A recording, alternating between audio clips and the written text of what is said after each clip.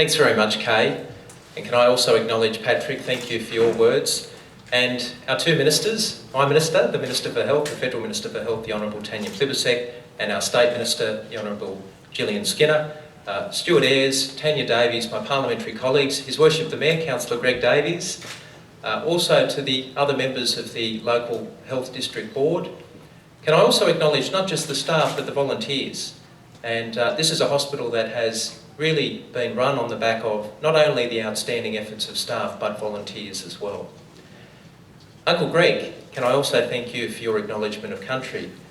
And I've shared this experience with you before, but just a few years ago when we had, instead of having a sod turning ceremony for this development, we had a smoking ceremony, and Uncle Greg wasn't doing it on that occasion.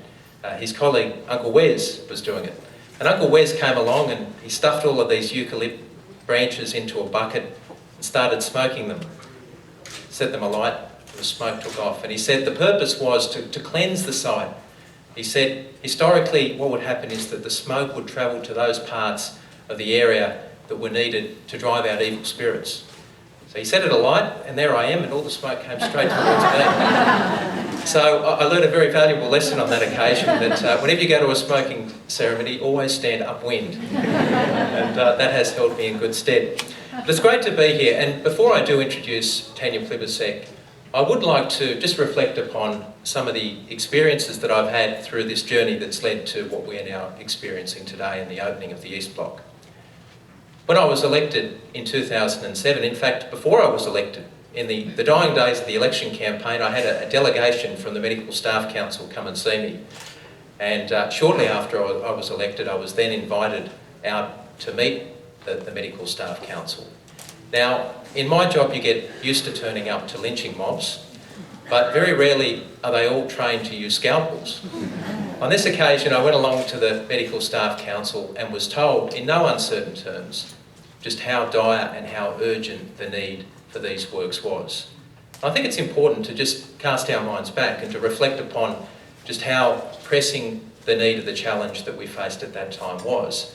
And I know that the arguments that were very, very ably put to me were about not just delivering the services that are needed here at Nepean, but ensuring that staff that come along and put in and give above and beyond the call of duty have that sense of inspiration and confidence and affirmation of their efforts through the facilities that are provided for them. And here we are a few years down the track. What a great honour it is to be involved with this project and to be a part of a government that has delivered the $94.6 million that has gone towards this particular project and others. But I think that what we've seen over that period is we've actually seen governments come together and to deliver on the promise of ensuring that we have greater opportunity and greater access to health services in areas such as the Penrith Valley and the broader region that we service. The Health and Hospitals Reform Commission report showed that the further you get away from the centre of our cities, the less access you have to health services, the more disadvantaged you become. If you look at the topography of Sydney, you can't really get further west and still be in the metropolitan area without getting here to Nepean. But this hospital doesn't only serve and service our local catchment. There's nothing like it all the way to the border, to the state border. So the work that is done here is important not just for the people of Penrith and Western Sydney, but to people of a much larger catchment. And that's why it is great to see governments putting their hands in their pockets and delivering the funds that are needed to provide investments such as these. It's true, we heard speakers earlier say that a hospital is more than the facilities, and that is very true. But to keep the best quality people and to keep them inspired to do what they do above and beyond the call of duty, it doesn't hurt when you have great facilities like these. Can I also say that I would like to acknowledge someone who I worked very closely with on this project in the past, who was not here, and that was the former Health Minister John Della Bosca in New South Wales. I know this was a project that he was very passionate about. And Tanya's predecessor, the Honourable Nicola Roxon, who is well known to you all and has made many visits to the hospital here. But this was a proposal and a project that she certainly had some serious lobbying from me on. And, I had my own reasons for doing that. I didn't want to have to go back to Peter Flynn and the Medical Staff Council and not have any results. But as a consequence of Nicola's involvement, it was great to see in the 2008-9 budget that the money was provided, and really the rest is history.